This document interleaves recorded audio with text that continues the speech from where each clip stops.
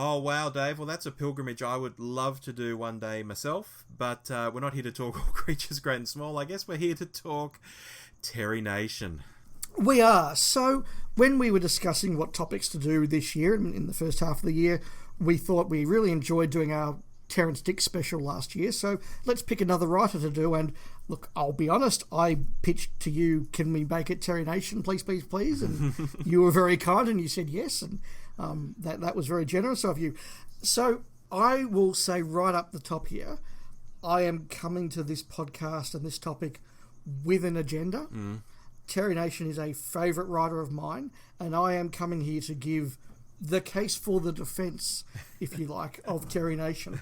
I'm going to give my views, I'm going to rebut some views, and look, I'm not saying I'm right, I'm not saying anybody's wrong, I'm generally not, but if a few people perhaps leave here with a different opinion of Terry Nation, or a better opinion of Terry Nation, or maybe they don't, but they've, had some of their ideas challenged and give it some thought, well, that's what a podcast is for.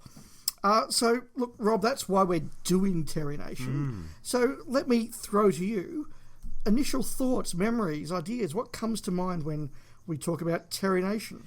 This is going to be an interesting episode, Dave, because I'm coming at this with a great deal of indifference towards Terry Nation. But that is something that's been changing over time, and I think that will become apparent through our conversation. And maybe my thoughts will be changed by what you have to say in the course of this podcast. But anyway, your question is, where did I first come across him and all that sort of stuff. I want to say, I think it might have been Blake 7, or Terry Nation's Blake 7, is the first time I sort of recognised the name. Yeah, or maybe roughly around the same time I was starting to read sort of Doctor Who reference books, and it was like, Terry Nation created the Daleks. Is that Terry Nation who made Blake 7? Oh my god, worlds collide. It was kind of around then, probably through his 3 Tom Baker stories as a writer. It's not something I have like a strong, I know what I was doing the day they killed Kennedy. Well, I wasn't even born. But the kind of thing I mean. Yeah. I don't have a really strong one on Terry Nation, and I do think it might be a Blake 7-y kind of thing, because I probably took more notice of Terry Nation's Blake 7 than I did of, Doctor Who, Destiny of the Daleks by Terry Nation, on a different screen, perhaps. Yeah, I certainly, when I was reflecting on this, realised he would have been one of the very first behind-the-camera names that I ever learnt in Doctor Who. Terrence Dicks would probably be the first. John Nathan Turner, maybe, would have been another one. Wow. But Terry Nation was one that was very, very much out there. I think I learned very early to recognise his name on the front of credits. And you're right, everything was Terry Nation's Blake 7, Terry Nation's Dalek book, Terry Nation. So I think it was a name that was out there. And of course, he was famous for creating the Daleks. And even in early conversations, in early fandom back in the 80s, there was a lot of talk about Terry Nation. Let me say, a lot of it very negative. In terms of his work, as I said earlier, I grew up on the 2 Dalek movies. Yeah. One of them we used to borrow from the video store, Dalek Invasion Earth, 2150 AD. I think it was the Sunday afternoon movie on Channel 7 maybe, or maybe Channel 9, but we had an off-air recording, and to this day I can still watch that movie and tell you exactly where the ad breaks were. And what the ads were. Yeah. It's so ingrained on the memory. Along with, of course, those 70 Dalek stories, because, of course, those Pertwee Earl Tom Baker repeats that we all talk about growing up on in Australia in the 80s. I would have said it in there. But, yeah, a very early sort of figure in the show's history for me. So when we talk about him, you've said that you're a bit indifferent to him, but are there any particular positives or features or sort of, dare I say, tropes around Terry that come to mind? I think, and here again I'm thinking more of Blake 7, but I think he could write a very hard kind of sci-fi that certainly appeals to me. Maybe you could even call it a gun kind of sci-fi. I don't think he's a frock writer by any means. No. He writes adventure stories, and that sort of stuff normally appeals to me. I like that kind of stuff. I'm a kid who grew up on Star Wars and, shooting laser pistols and swinging lightsabers at people and, chopping people's arms off and stuff. That's my childhood. So, the sort of stuff Terry Nation writes isn't incompatible with that at all. Yeah, so I wrote down 2 words in answer to this question when I was doing my prep. One of them is almost the first word that you mentioned as well, and that's adventure. And I think that whatever else you say about Terry Nation, his sense of adventure is really, really strong. And when I put out a couple of tweets about this topic, and some of the friends of the show, people like Steve from New to Who, or a couple of the Robs, Mark from Nerdology, people that we engage with on social media, they also all made the point, even though they were a bit negative at times about Terry Nation in some of their feedback, and we'll talk about that in a moment, they all said, great set pieces, great sense of adventure, keeps the plot moving, and I think that's very true. But also imagination. Yes. I think he is a writer who gets science fiction and science fantasy. There's a wonderful interview with him. I think it's on the Daleks, the early years VHS, that came out about 1992, I want to say, that sort of era, that includes an interview with Terry Nation, and he talks about how he loved doing Doctor Who because you could just let yourself go in science fiction. I always believe that the nice thing about being a science fiction writer is that you create a whole set of circumstances, a series of worlds, and you perhaps settle on one planet. Now, I've created that planet. I don't want science or people who are smarter than me to say, oh, no, that can't happen, that can't be, because it's my planet. I made it. Anything that happens on that planet happens because I say it can. So for this little time, you become God. And if trees talk, then trees talk because I said they did. If rocks roll, then they roll because I said so. And I think that is a wonderful thing for a writer of Doctor Who to have, and we'll see that as we go through. My next question then is, this is a guy who wrote 11 Doctor Who stories. Mm-hmm. I would contend, and look, we'll get our views on them as we go through them a bit later in the episode, but I would contend that there are no clunkers in there and some absolute classics, which is more than you can say for most writers. Frankly, as much as I love Robert Holmes, he had a couple of clunkers in that list. Yeah, true. So why isn't Terry Nation mentioned up there amongst the greats? There are a few reasons, Dave, and I think we'll probably flesh them out to a great degree in a moment, because I've jotted down some sort of areas we can cover. I've always felt he is a different kind of writer, or a different kind of personality to a lot of the other people writing Doctor Who. I always sort of grew up thinking Doctor Who was this cottage industry that was small, and people, jobbing writers would write some fun sci-fi adventures, and we'd watch our Adventure of the Week, and that was it. Whereas he, particularly in the 60s and the early 70s, the way Dalek Mania took on and the money he made from it and the sort of lifestyle he led always seemed at odds to me with the way everyone else in Doctor Who behaved. And he came across as a bit of a wanker to me. I think it's is it that Wicker's World piece where he's tooling down his long driveway? I think it's an E-type Jag, Yes, and he pulls up at this country house, and he's got some Daleks inside the foyer, and the foyer is huge. The foyer's bigger than some people's flats, Yes. And he's smoking a pipe, and it's just like, oh, you're a wanker, mate. I don't know whether it's an Australian thing, but it's like, compared to, say, an Uncle Terence or even a Robert Holmes who loved to smoke his pipe as well, this lifestyle and this money he'd made off the Daleks, and there's more to say about that, of course, when we start talking about Ray Kuzik as well. I never sort of warmed to the guy, and I never saw a lot of footage of him talking about the show to see whether he was actually a better spirit than I was sort of, taking out of those few clips I'd see of him. And I just had this sort of feel and perception that I didn't like the guy, as a person. So let me say, the summary that you've just given up there was very, very much the view that was right across fandom when I joined here in the 80s, right through the 90s until his death in 1997. And a lot of the obits that I saw very much took pieces of what you just said and took them in there. And there were a lot of fan legends and fan rumours that really sprung up around Nation that I look back on now, and I would contend are all really not fair, or at least need some defence given to balance them out. So should we go through those, Rob? Yeah, there's probably, 2 or 3 main ones. That he was a slack writer or always wrote the same thing. They're almost two sides of the same coin, really. Well, what do you say about that, Dave, before I have my say? So I think that part of the slack writer thing came from a couple of urban legends that actually weren't quite true, and a lot of it I think came from Blake Seven. So famously, when Blake Seven was commissioned and Terry Nation sold the concept to the BBC, he also agreed to write all 13 episodes of the first season, which was a ridiculous and phenomenal undertaking, and actually was a record that stood, as far as we know, in science fiction at least, until J. Michael Straczynski broke the record writing season 3 of Babylon 5. Yeah. Where he smashed the record in like Big 40 time, episodes. Yeah. But it was a long-standing record for 30 years, 30 years. There was a incident where Terry Nation was trying to get these 13 scripts done. The recording blocks were getting closer and closer. And when he submitted the script draft for episode 12, it was pretty good. Like, it wasn't as Legend used to have it, and I used to be told, he basically handed over 2 pages of notes and said to Chris Boucher, turn this into an episode. That didn't happen. He did actually hand over a proper draft script. But when they rang him and said, okay, that's good, Terry, we need you to do some rewriting, he said, there are only so many hours in the day.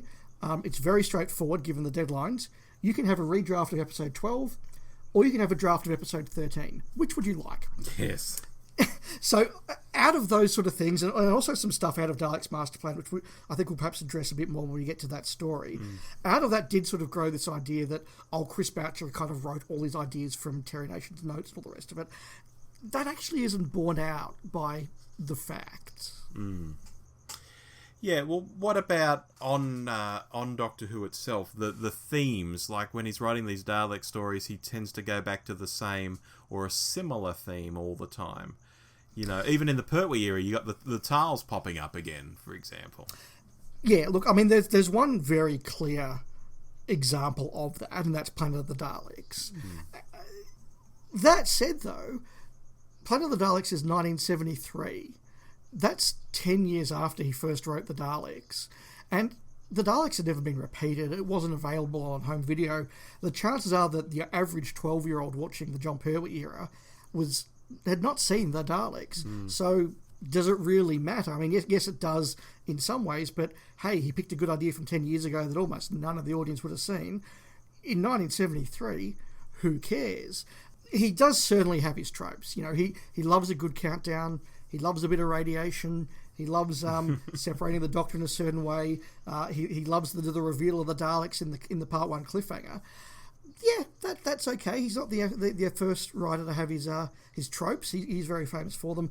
Sure, I accept that he does overuse them, but I defy you to look at Death to the Daleks and Planet of the Daleks and tell me they're the same story. Genesis of the Daleks, famously, he did sort of try to sell them a version of that again, and was told, we've bought this twice already, go away. And Terrance Dicks and Barry Letts worked with them to create a new idea. And again, we'll definitely talk about Genesis when we get there. You could say the same for Andrew Cartmell. I mean, Remembrance of the Daleks and Silver Nemesis have a lot of the same plot beats. And Cartmell says it wasn't because I just reused the ideas, it's just because my mind worked in a particular way. And when it's saying, what's a really exciting thing to happen? Oh, this. And I think it's the same with Terry Nation. It's like, well, how can I make this more tense? I know, I'll have a countdown. The mind works in a certain way. So I offer a defence, but perhaps more mitigation this time. Well, some of what you were saying there seemed a bit mercenary in terms of, well, it's 1972 or 73, the kiddies won't have seen this, I'll just repeat it. There's something mercenary about taking, money for the same sort of stuff you've already written, and being mercenary is probably another accusation thrown at him, Dave, when it comes to Ray Kuzik and the design of the Daleks, because I have always thought, and this is again something I sort of thought individually and then I sort of saw it borne out in fandom a bit, I always thought the success of the Daleks was down to how they look. I think, a war-ravaged planet, radiation, 2 warring sides, that's been done to death a million times. I think the success of the Daleks were they were a monster that didn't look crap. And although Nation might have given some ideas as to what they could have looked like, the actual realisation of them is Ray Kuzik. And, hearing that Terry was like, I'll see you right, Ray. Of course we'll share these rights and all that sort of stuff. And Ray never got a penny out of it. I have issues with that. So I've got 2 points to raise on this. Look, I, like you, think that Ray Cusick deserves the credit he gets for the design of the Daleks. Absolutely. I think it is a massive disappointment that he never really got the financial remuneration he deserved for it. I don't think it's entirely fair to write off Terry Nation's contribution to that, because I think some of the key aspects of the Daleks, particularly the shape, the way they move, the way they look, in terms of that sort of big picture, that was in his script. And yes, Ray Cusick made it work. He added all the details that we love, not diminishing his credits to that at all. But certainly I think Terry did put in some of the inspiration. I'd seen the Georgian state dancers, the Russian dance troupe, and the girls in the troupe did a wonderful dance. They wore long skirts that actually brushed the floor, and they moved in tiny steps, and they appeared to just simply glide around. I thought, what a wonderful movement that was. So that was part of the movement of the Daleks. So the Daleks were ballet dancers. Deep down where it really counts, yes, they are. And I would also say it's not Terry's fault that that's the way that they contracted designers in the BBC in those days. You know, that's the way it worked. If you were a designer, you didn't get copyright of your work. That's unfortunate, but you can't blame Terry. The other thing where his mercenary reputation really comes from is that his agent, Roger Hancock, was notorious for ensuring that Terry Nation always got the money for the use of the Daleks and had the right oversight of the Daleks. Now, there's a wonderful little YouTube video that interviews Hal Nelson, who worked on Star Trek, Babylon 5, a lot of other things, arguably inspired the Terminator movies. We won't go there. But he has a video there. If you look it up, it's called Hal Nelson, Pay the Writer. And Hal Nelson makes the point that so often he's asked, will you do this as a freebie? Will you come along and do a DV commentary as a freebie? Will you come along and contribute to this as a freebie? And he says, well, is everybody else doing it for free? And they said, oh, no, we're paying the directors and we're paying the actors, but we kind of thought that as a writer, you'll just come along there with the goodness of your heart and do it. And Hal Nelson says, no, if you're a young writer out there, value your work. Tell them to pay the writer. You deserve credit for what you create. And there's this expectation that writers are all sort of lovely, beatnik. I do it for the love of the craft, in a way that no one would expect an actor to do it for free. Why should a writer do it for free? And I don't think it's unreasonable for Terry Nation to say, well, I'm owed credit for what I was done. I'm owed a copyright. It's fair enough to say to the BBC, don't forget to pay me.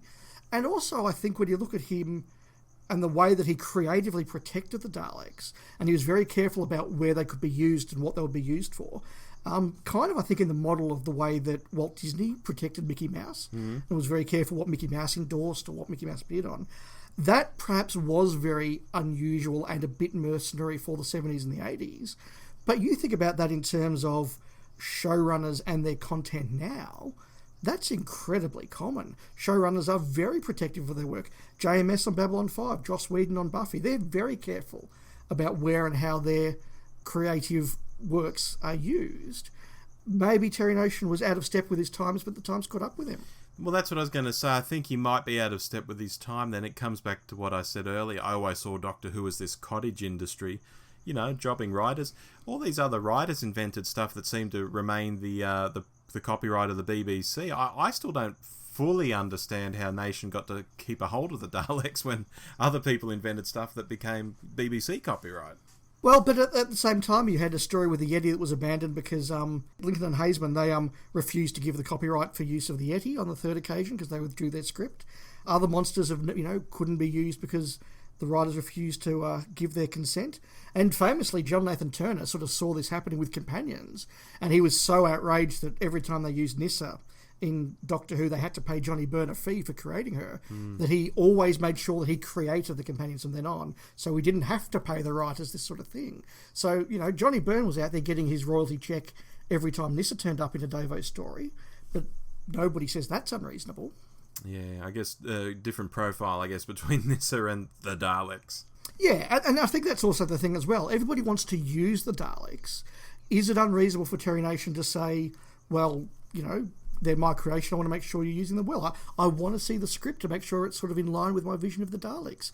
Now that wouldn't be out of line. But you're right, it probably was for the BBC in the 70s and the early 80s. But before he got to the BBC, Dave, he did a whole bunch of stuff. I was watching a YouTube video recently where he was talking about some of his earlier work, and I was reminded of just some of the really interesting stuff he was involved with before Doctor Who. Yeah, look, this is a guy who, well, go back to 1956, he was working on The Idiot Weekly, priced 2 shillings, where he was working with someone by the name of Spike Milligan. Big name. Yeah, 1957, he did the Friday the 13th telly movie. He was doing Out of This World. He worked with Hancock, back on Hancock's Half Hour and all those shows in 1963. This was a guy who worked with some of the big names of BBC television in the 50s and 60s. That's right, and it's actually his work with Hancock that was being referenced in this video I was watching on YouTube, where he says he had a fight, not a physical fight, but an argument over some of the writing with Hancock, and actually jumped on a train and was heading back towards London, and was thinking, oh geez, I've just turned down Doctor Who. I wonder if my manager can get me back on it now that I'm effectively unemployed. Now I've left Hancock, and that's how his first gig came up. I think he'd been offered it and turned it down, and then had to sort of come back cap in hand, or his manager at least, to get the gig. Yeah, and it's really interesting what you say there, Rob, because I think a theme that is going to emerge over time is his genuine protectiveness of his writing. I think that is something that does go right back to Hancock. But the other thing is that anybody who's sort of being employed in television at that time clearly had ability, and I think Terry Nation, right from 1963, when he first gets commissioned to do the Daleks, was known as somebody who could turn in a script and turn it in on time, on budget, so to speak, and it would be workable, reasonably workable. And that's, we look at the history of Doctor Who, and how often do we hear about scripts that didn't work, and scripts that had to be rewritten, and scripts that needed the script editor to fix them. Terry Nation was kind of a reliable writer, and I think that's also in evidence as well. Yeah, well, he's been doing it for a decade at this point, essentially. He's not like the new writers that Cartmel brought on for season 25 and 26, who are fresh out of a BBC course on how you lay out a script. He was actually a fully fledged writer at this point. So yeah, completely agree there. So look, let's work through his 10 if you don't count Mission to the Unknown as its own, but 11 Doctor Who stories. A couple of thoughts or points on some, maybe a bit longer on others. Obviously, the Daleks. And can I say, isn't it cute that Doctor Who magazine is still trying to pretend that the first 3 stories aren't called An Unearthly Child, the Daleks, and Edge of Destruction? I think that's so funny and adorable. Very good. But what do you think of the Daleks, Rob, the story? Look, we touched on this briefly in the episode when we're doing short topics. I think with a bit of trimming, which is what the movie version does, it can be a really rip-roaring, fast adventure. Obviously spread across so many episodes on television, it does drag in places, but as you said earlier, that helps flesh out character. It gives you some interesting scenes you might not otherwise get. For me, though, I always push back a little against longer stories in terms of episode length. There are a few that just zip by and I'm like, oh wow, was that a 6-parter? I thought it was a 4-parter.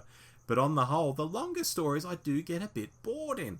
And I know it's the introduction of the Daleks. I know it's revolutionary in so many ways. I know it's a special story. It's not an amazing story, though, to me. I really, really like it. It's one of my earliest memories of 60s Doctor Who, because it did come out on VHS relatively early, and I saw it then. I think I saw it for the first time in 1988 at a Doctor Who Club meeting where they showed it, a very scratchy copy. This, to me, is a really good example of Terry Nation's work, in that what I love writers to do in Doctor Who is create a world, and a world that works, and a world that has characters, and it has history, and it fits in everything. And he creates Scaros so well, that imagery as they go through the jungle, the petrified jungle, the creatures that they find in there fossilised, then that wonderful city that they discover.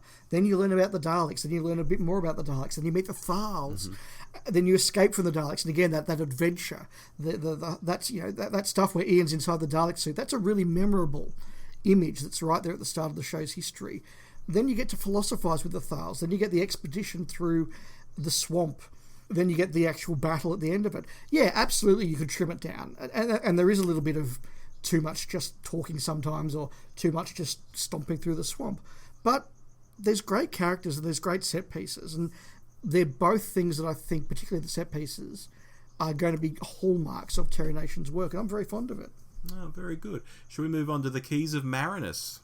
One of his 2 non-Dalek stories. And I love this one. I just think, again, he doesn't just create a one world. Well, he creates one world. He creates Marinus, and then puts about 5 different locations over it. Each one of them's kind of interesting, kind of different. Look, I would agree here that they are some of his shallower work, and some of these set pieces, when you think about them too hard, they kind of fall down a bit, like the living jungle that's like, well, hang on, what?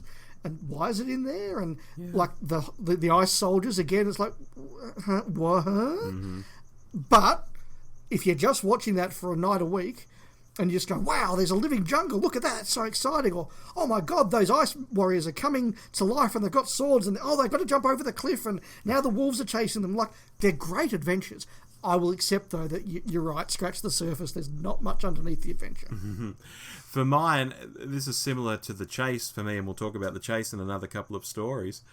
Because it goes from place to place doing different things, my interest is really, really engaged in the Keys of Marinus. I think I first came across the story through a Doctor Who magazine comic strip where they had the Vord, and the Vord were turning into Cybermen and something like that. Yeah, that was a weird strip, that one. It was a weird strip, but it got me interested in the Vord. Oh, where do these guys come from? How do they fit in? And then eventually I got to see Keys of Marinus. I thought, this is actually quite exciting and interesting, and I think it does keep my interest through the jumping about the place. So, yeah, look, it's not a great story, and it's a story that it's hard to say, because I see a lot of fans sort of coming around to it in more recent times, but it's traditionally not been a story that fans are like, oh my God, this is the must-see Hartnell story. It's not that at all, but I've always quite liked it. Yeah, me too. I think it does suffer from being the non-Dalek one. It's like Terry Nation wrote all these great stories and something called the Keys of Marinus. So yeah. I think it comes from there. But yeah, there's a lot there. But he next came back. He was asked to do a sequel to the Daleks, bring the Daleks back because they were so popular, and he does in the Daleks Invasion of Earth. Rob, I love this one, but what do you think? Yeah, probably my favourite Dalek story of the 60s, right up there with The Chase, primarily because of the way they filmed in London and did that location filming. People who listen to this podcast will know I'm a broken record on location filming. It's not just the location filming here, it's the fact I'm seeing like an old 60s grey, dirty London, and I just love seeing that old footage. The same as I like going on YouTube and finding footage of Sydney in the 80s and, you know, and watching old news reports. And I'm not looking at the news report, I'm looking at what's happening behind the news report, or looking at what the buses look like or what the cars look like and all that sort of stuff. And I just love the look of that episode. I know some of it's studio bound as well, but there's some great location stuff. It's a great, big, epic story. Oh, big thumbs up there. Yeah, look, I think it's the best Dalek story ever, full stop, in the last 50-something years. But we're not here to review the story. We're here to look at Terry Nation's contribution. And what I think he does very well here is, having been told, bring back the Daleks, there's this sort of sense of, well, I created a monster for a story, and I didn't really expect it to be anything more than one story that would be forgotten, but it's taken off. It's gone viral, as they say these days. And he sits there and basically reinvents the Daleks. He sort of gets rid of their whole reliance on static electricity and being able to unable to leave their city, which you kind of have to do if you want to have multiple adventures with them. So he does reinvent them, but he makes them incredibly powerful, incredibly effective. They have invaded Earth successfully by the time the Doctor arrives. These are not just, oh look, there's an alien invading and we'll finish them off in 90 minutes. They are very, very effective. They're nasty. And you're right, he takes the bigger budget and the chance to reuse them and just putting them into 60s London and using all of that World War II Nazi what if they won the war imagery is a really effective choice. And I think it's a very clever way to ensure that the Daleks can be now used again and again and again. And that comes back to this YouTube interview I saw with him, where he's asked point blank, because I guess by the time we get to Genesis, the Nazi overtones are just there. But it's sort of like, Terry, did you invent them because of the Nazis? And he's quite honest and open there and says he's really not sure. Like, that was probably an influence because he lived through that time, and obviously it was a thing. Of course it would have influenced him in some ways, but he wasn't trying to do it as overtly, I think, as we see or assume by the time we get to Genesis. So no, I've definitely seen an interview with him where he says, look, bottom line, I just needed a monster. Yeah. That monster comes back again 3 times in 2 seasons, in fact, and we have The Chase, which for a long time in fandom, this was really dismissed as the bad Dalek story, the one that you could just sort of forget about because it's silly and it's not well made and it's not well directed. And look, it does have a lot of production gaffes, even by the standards of the 60s, and the direction is very lazy in places. But it's a fun watch, isn't it? Fun watch. Again, Keys of Marinus style, you're jumping all over the place, except here you're jumping from planet to planet and time to time. It just keeps my interest, and because it's silly, I find it an engaging and fun watch. It's not dreary and drab. It's wonderful. Yeah, and look, you're right, Rob. It is silly in places, and it has got a lot of humour in a way that the first two Dalek stories don't. But much of the silliness really is combined to those middle two episodes, where they go to the fun fair and they go to Dracula's castle, whatever it is, and the Mare Celestia. There's a lot of fun there, but the stuff on Iridius is pretty serious, and again, they create a world. And then the stuff on Mechanus is, which is 2 full parts, is also really good. And again, they create another world, they create an environment. We get our first iteration of the fungoids, which will come back a few times. And of course, we get bearded Stephen Taylor, who is the best kind of Stephen Taylor. Well, you say that. I wonder if he created Stephen Taylor and he got rights for that as well. I don't think so. I have no idea. No, I wonder. Look, I think The Chase is the weaker of the 60s Dalek stories, but this is an example of, if that's your weaker one, that just says how fantastic this group of stories is. Which brings us to Mission to the Unknown, a very odd episode for the 60s, Dave, a one-off. Yeah, look, it is a one-off, but we recently got to see a version of it created by those students in one of the universities in the UK that I honestly can't remember, but we did speak about it on the podcast at the time. I just think, once again, Terry Nation just creates a world that is perfect for an adventure. You've got spacemen on a mission, their spaceships crashed, you've got this horrible jungle. Again, a trope is developing here, but it's really effective. He adds in the Vaga plants, which, as a kid particularly, that really terrified me. The idea that all you need to do was prick your finger on the thorn and that was it, you become a Vaga plant. And then he throws the Daleks in there. The Daleks win the day, which again is important. They have credibility. They win. And then we go away. I think as 25 minutes of space adventure, it ticks all the boxes I want it to tick. Yeah, well summed up there. I've got nothing to add. Of course, it leads into talking of a very short story there, it leads into a epically long story in the form of Dalek's Master Plan. So we probably do need to mention some of the controversy over this, and again, perhaps where that reputation for Terry Nation being a bit slack comes from. Again, when I was young in fandom, it was sort of said that Terry Nation started writing this, he got more and more bored and more disinterested, and in the end he was just writing sort of one-page summaries, and it was secretly all written by the script editor afterwards. In reality, though, now that we can actually see telesnaps and watch it, Terry Nation is only ever credited on episodes 1 to 5 and 7, which would suggest that there must have been some sort of formal arrangement that he was only writing half of it. Yeah, so I suspect that was perhaps more of an arrangement than we knew about. But once again, I think if anything sums up his 1960 space adventure, it's the Daleks Master Plan. Oh my goodness. We go from Kemble, then we go to Desperus, and we got the space agents, Brett Vian, Nicholas Courtney, obviously. The Daleks are always chasing us. They're just, really, really close. We get to Myra, which is another wonderful jungle planet trope. We meet invisible creatures, the Vizians. It's another start of a trope there.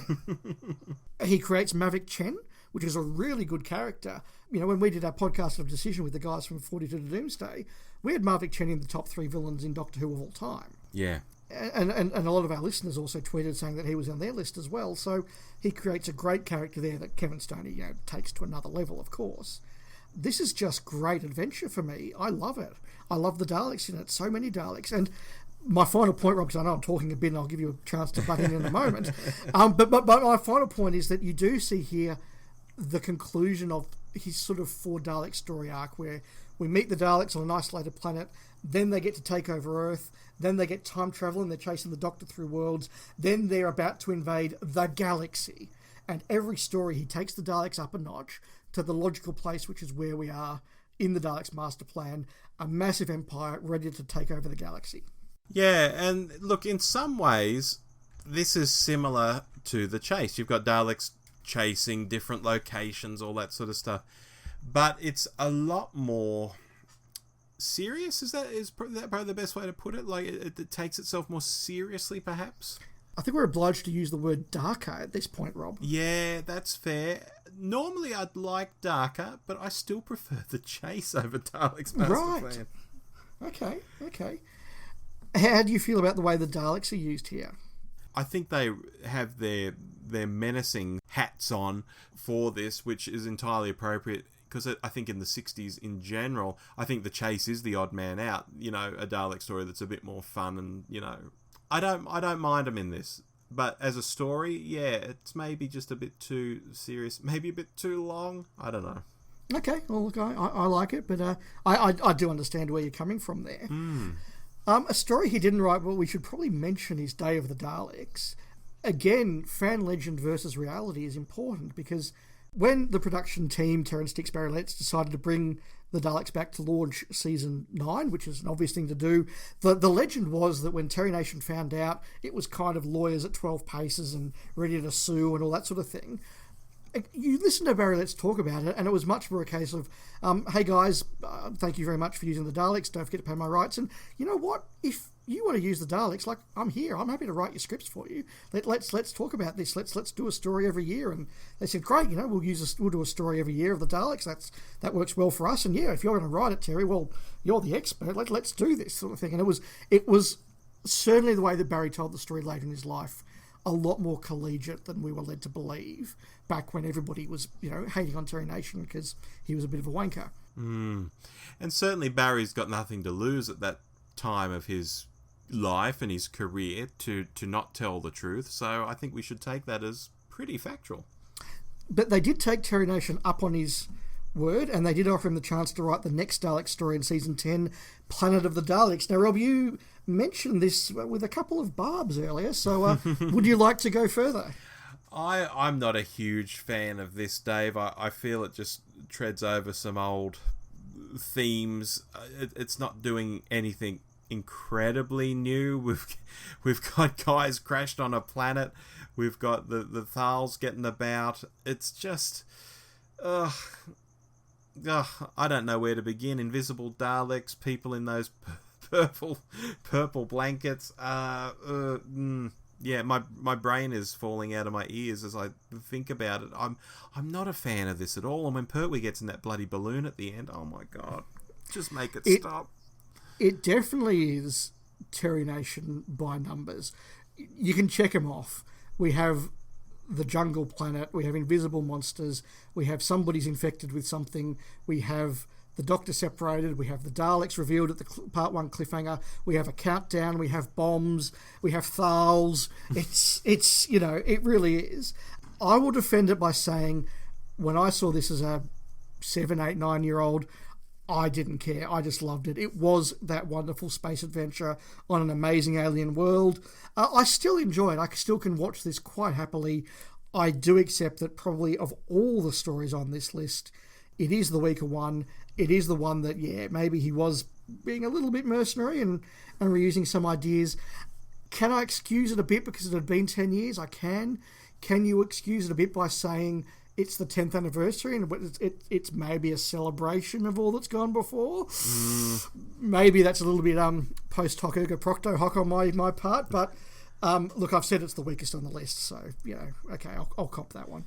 Not far behind, though, for me, Dave, is the next Pertwee Dalek story, Death to the Daleks. Oh, Rob! I guess when I was young and I was reading Target novels more than I was watching shows, this seemed like it would be an amazing story, but when I actually saw it on TV, it just didn't quite live up to what I'd imagined after reading the Target novel. Maybe the Target novel cruels it more for me more than what it actually is, because it does try to do some new stuff. I mean, Daleks that can't fire, you know, their normal weapon and resort to regular weapons. That's interesting, you know. But on the whole, I'm not so sure. I'm a fan of this one. Look, again, it's not as good as some of those classics that come earlier in the list and are going to come along the list shortly. But once again, it's Terry Nation, not at his best, but it is very good. It's an alien world that he's created with their own race, with a history, with a religion. There's a reason to be there. There's all this sort of stuff that all builds and makes you feel like you are on a proper alien world with a proper alien species. It's definitely got all the set pieces, whether it's the Exelon crawling into the TARDIS after Sarah in the dark, and all that stuff in the dark and the fog's really good. The rock coming down across the Doctor, the spaceship flying across, and then the Daleks are revealed. You're right, the Daleks without their weapons, all the stuff with the root, all the stuff in the city. It's an adventure. Is it the best written adventure with the best characters? No, it's not. But it's a fun adventure. Could you imagine it, though, without the Daleks? Is it a story that could work without the Daleks in it? No. Interesting. I think the Exelons alone aren't a big enough foe. You need that extra threat of the Daleks to really lift this one and make it work. Okay, because I've seen that is a fan opinion out there on this episode, that the Daleks are almost, superfluous. You could argue that, but take them out and what's left? Yeah, well, there's still a fair amount of story in there, There is, but are the Exelons big enough and scary enough and powerful enough that they could carry 4 parts? Maybe not. But maybe they could be bumped up a bit, made a bit more interesting. I don't know. Well, but again, maybe this is the point, though. You take a story with just the Exelons that wouldn't be that much chop. Take the Daleks, which just on their own maybe have been used a bit and wouldn't be that much chop. Put them together, though, and rather than getting 2 weak stories, you get one pretty fun story. Yeah, good point. Dave, it brings us to the big one on the list. Genesis of the Daleks, a story that is bigger than even its reputation, I think. It is a story that has at least won a Doctor Who magazine poll in the last 20 years, is regularly in the top 10 of these polls, regularly mentioned by people as a classic. And here we see some really interesting fan discussion. And it came up even when we were tweeting about this with our listeners in the last few days, which is people say, this story is so good, I can't believe that Terry Nation wrote it. Now, let me say a couple of points on that. First of all, we know at that stage that Robert Holmes basically had to do a page 1 rewrite of The Ark in Space from John Lucarotti's original script. We know that he had to do a page 1 rewrite basically of what became Revenge of the Cybermen from Jerry Davis's original Casino in Space script. I would struggle to believe that even Robert Holmes, as great as he was, then went and did a page 1 rewrite of Genesis of the Daleks as well. I don't think that is remotely realistic. So clearly a lot of the original draft must have been Terry Nation. You look at what happens in there, and there are a lot of those Terry tropes, the way the Daleks are used, the way that it's set up. They're clearly Terry Nation tropes, and I think that's an indication that he had a very big hand in this script. Also, remember the story we discussed earlier where Terrence Dix and Barry Letts said, look, Terry, you've already sold us this story a couple of times. Why don't you go and do something new? Do something really different, really original. And it was Barry Letts who said, why don't you show us the genesis of the Daleks? And I can imagine Terry Nation taking that idea and going, wow, yes, that's something really new and different, and I'm really excited. Oh, they need an inventor, so I'm going to invent the character of Davros. Oh, Davros, right, okay, I can do this with him, and I can do Skaro back to Skaro, and da-da-da. I can imagine him being inspired by that and reaching a higher level, much more like his earlier work. Now, do I accept that Robert Holmes was the script editor, gave him a polish, added some good lines, some good moments? Absolutely. No disregard there. But I think you've got to give Terry Nation a lot of credit for Genesis of the Daleks. Yeah, I think so too. I think there are certainly Robert Holmes flourishes in there, but Nation can write. I mean, you look at that effort on Blake Seven churning out all those episodes, a record number of episodes, and the guy can write. So I agree with you. I think there's some Holmes flourishes, but it's not really Holmes writing the whole thing. I'll go back to that video I saw of him on YouTube again. He talked about how fans had criticised him for ruining Dalek continuity, and he has some interesting thoughts to say about that. I'll try and grab the audio and chuck it in here. Well, you have this sort of anything goes ability when you write a science fiction script. Like, for example, Genesis of the Daleks came along long after the Daleks had been introduced. Mm-hmm. And I've had some being called over the coals for that a few times, saying that I've messed up the entire continuity of the lifetime of the Daleks, which is not true. See, I am simply an interpreter of history, and history is seen from many different viewpoints. So I, with new knowledge of the Daleks, was able to write a truer history of them. And it goes back to something I kind of mentioned earlier, which is that when the Daleks are popular and he has to come back with a sequel, he almost kind of sets the story of the Daleks aside and says, okay, that was the Daleks if they're a one-off monster. I'm now going to basically start from scratch and create them as an ongoing monster. And in that sense, I think, although we as fans, it's all continuity and it all must be part of one universe, I think for him as a writer, he did kind of put the Daleks off to one side and said, that's the one-off Daleks. Now I'm doing the ongoing Daleks, and Genesis falls into that. Yes, yeah, agree. And look, we could do a whole episode just on Genesis, but we've got to rattle through, and we arrive at another non-Dalek script from Terry Nation. Yes, this is often regarded by some as being the weak story in the classic season 13. I don't think it is. I think there's a much weaker story in here. Look, is the android invasion as good as the Seeds of Doom and the Pyramids of Mars and the Terror of the Zygons? No, it's not. I accept that. But once again, this is a story that, particularly as a kid, it really gripped me. It was interesting. There was the mystery, all that stuff about the coins all being newly minted in the same year. Then the calendar that's all the same date. Then there's Stigron that's looking through the thing. And it's just so many little set pieces that work. Once again, scratch the surface. Some of it doesn't quite, work out. Like, why are the Kralls doing this? Why can't Crayford notice that he's actually got a second eye? Okay, that's fine, but it's a really good, rattling story for me. It's just fun. Oh, it is. And I mean, the Unit era doesn't get a particularly good send-off in it, but I don't think the story was designed to do that. In terms of location filming, again, big thumbs up from me. You've got Tom just in his wonderful first bloom of being the Fourth Doctor. You've got Sarah Jane. You've got... you've been to that village, haven't you? East Hagborn, yes, I have, yeah. You have, yeah. Just this wonderful contemporary location where something, horrible is happening. And as we talked about when we were talking about androids of Tara on our last episode, again here, androids, faceplates falling off, mechanical workings inside. I love all that stuff. I'm a sucker for it. I've never had a problem with this story. And you can see Terry Nation's approach here a bit as well. It starts off with the mystery, and then you could see him sitting there going, right, the part 2 cliffhanger is going to be the Doctor discovers that these are androids and Sarah's face falls off. Credits. Yeah. And in some ways, it kind of doesn't matter what happens for the 25 minutes in the lead up to that, because you get to that image and every kid in the schoolyard's going, wow, Sarah's face fell off. Like, she was an android. Wow.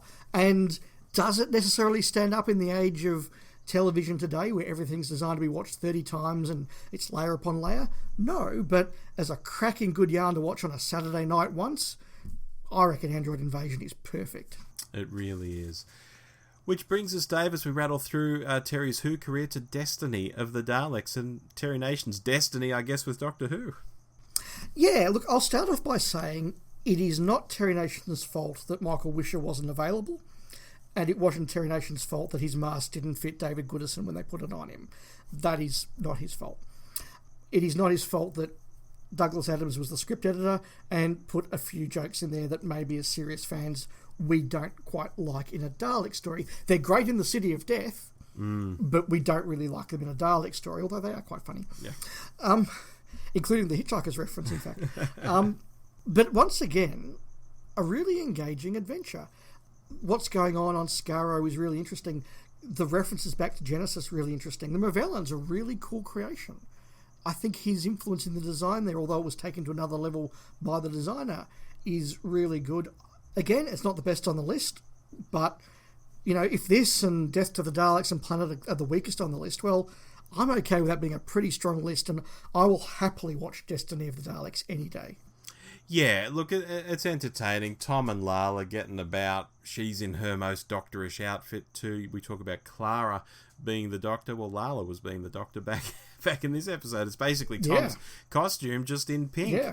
Yeah, look, my biggest issue with the episode is probably, this concept of the Daleks being, locked in this one-for-one battle with robots almost makes them seem like robots. I don't know if that's too long a bow to draw. But on the whole, an entertaining enough story, and one that I watched, 3 or 4 years back. I hadn't seen it for a decade or more. And I thought, this is nowhere near as bad as I remember it, or that the fan opinion is of it. This is okay. Not great, but okay. It rattles along. It's got some great set pieces, something we've been saying a lot this episode. I've got a lot of time for Destiny of the Daleks. Just a good, solid adventure. What, in your opinion, goes into a really good Doctor Who story? What has to be there? Terrific adventure yarn, right from the off. I think it has to be fear, because I think we have always traded a little in fear. People hiding behind a couch to watch the show. They used to do that. Follow the Doctor is the important thing. And tremendous adversaries. He, the Doctor, his stature is enlarged if he beats big villains. No good beating little villains. You've got to beat big villains. So the bigger and stronger they are, then the greater he becomes. So I want good, original villains, lots of danger, but most of all a real old-fashioned story that goes from A to B to C and finally to Z, that actually tells the story in good narrative form. Now, before we get to post-Who work, I guess there was some other stuff Terry worked on while he was doing Doctor Who stuff. Yeah, and look, this is stuff that perhaps we can say he was a little bit mercenary on, a little bit slack on. The movies, look, we've talked about the Daleks, Dalek Invasion, Earth 2150 AD. A very interesting rewrite. He takes a lot of stuff out of there. He takes the slither out of there. He tightens a lot of stuff up. But I think it's a really cracking movie. That said, the TV21 Dalek Chronicles, which is a series of comics, and I've got a copy of them at home in the booklet that was put out in the late 90s from memory.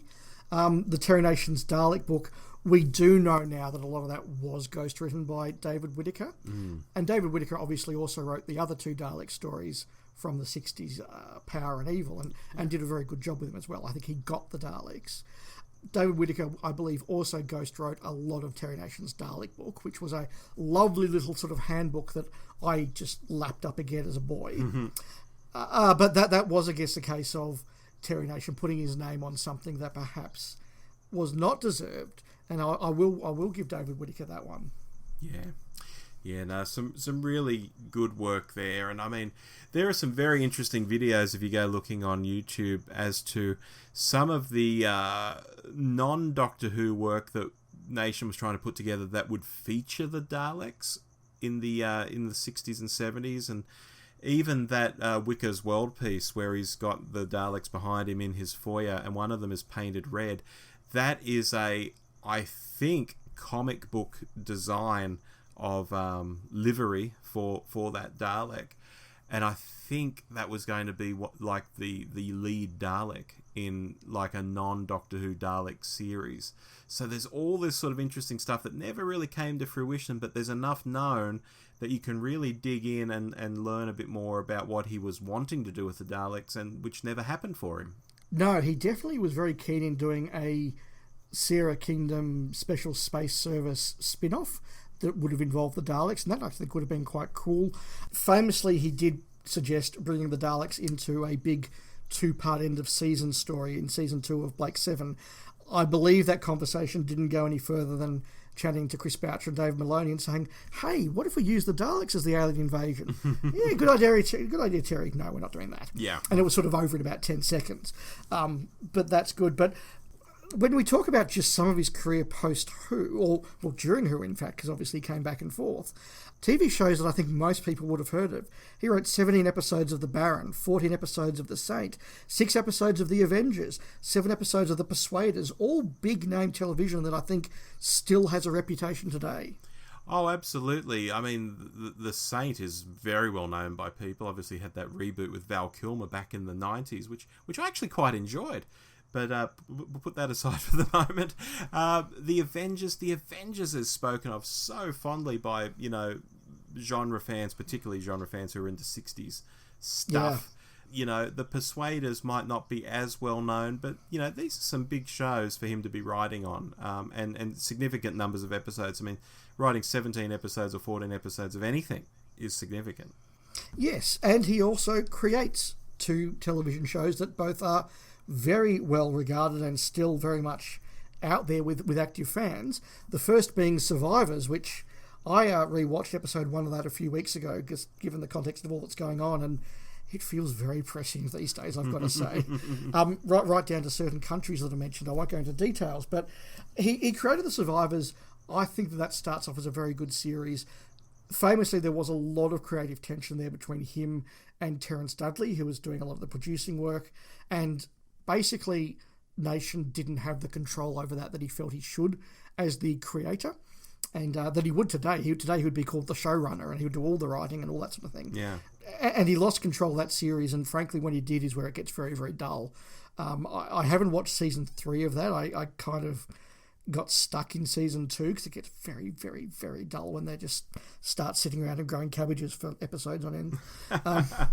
Whereas his episodes are really good. They're really dynamic. He has great villains. I do need to watch season 3 though, because I'm told it gets a bit better. He then creates Blake 7, which, look, I'm obviously a big fan of. It's probably my favourite TV show, but he does create that as effectively Terry Nation's Blake 7. He is in control of that one, although halfway through he does basically go off to America to start his career again and hands over to Chris Boucher, which is ironic. But so much good stuff in Blake 7, good science fiction adventure. I look at an episode like Pressure Point, which isn't the greatest script that it all works together, not necessarily, but there's some great character moments and just so many awesome set pieces. You look at the first episode of Blake 7, The Way Back, that is some of the best 50 minutes of television ever written. Given the time to write a script well, and when he's really excited about a script like he is with the first episode of this, it just shows how well Terry Nation can write. And that's why I do think he wrote a lot of Genesis of the Daleks. When he had the time and the inspiration and really put himself into it, I think he could write really, really well, and Blake 7 proves that. Yeah, that first episode of Blake 7 is quite extraordinary. It's dark, gritty, adult. It's innovative, imaginative. Yeah, it's almost head and shoulders above anything that comes after, on the whole, in that series. It does stand up still as one of the best episodes of the show, absolutely. Yeah. And the second episode, Spacefall, as well, which I think is equally as good. And I know my colleague Richard on the Blake 7 podcast says it's one of his favourite episodes. Yeah, absolutely. Does Terry Nation's writing struggle a bit when he's trying to put out 13 episodes in about 13 weeks? Absolutely. There's a couple of episodes later in season 1 that are dire. Hello Bounty, or Attack of the Space Arabs, as we tend to know it. Yeah. But when he gets back to season 2, where he's only writing a few of them, Redemption, great adventure, great location. Pressure Point, one of my favourite episodes. Countdown. Look, I mean, we talk about Terry Nation tropes. He has an episode called Countdown, but that's a really good episode. Again, to reference Spacefall, a Blake 7 podcast, Rich and I called that template Blake 7. Like, just everything that Blake 7 does really, really, really well. Yeah. In one episode. Yeah. So a lot of good there. And look, I'll put a plug in here if you are a fan of Blake 7 and you're not listening to Spacefall or Blake 7 podcast. We're just at the end of season 2 now, so a good time to step on board. Yeah, absolutely. Dave, to sum up Terry Nation, what can we say? I was the indifferent, well, not the indifferent one, but certainly sort of ambivalent towards him. So maybe I'll go first. I think I've warmed to Nation a little over this conversation. I think even more over the last few years. And it's primarily through his work on Blake 7, and being aware of what he achieved on Survivors, because Survivors is something I haven't actually watched, but I like the premise, and I've heard the horror stories about what it turns into, but the earlier stuff, I can see that he can create things on his own. And I think in general, he's more than he's made out to be. I also think he's funnier and more likable than maybe what I originally assumed when I'd watch the Wicker's World stuff and think, he's a bit of a wanker here with his jag and, all this sort of stuff. Seeing this US interview footage of him, I think it's from a PBS station, he seems quite candid, he seems quite honest. Like that question about the Daleks and the Nazis. It's been said that because you grew up in England during World War II that the Nazism, had some influence in the type of characters that you come up with for your villains.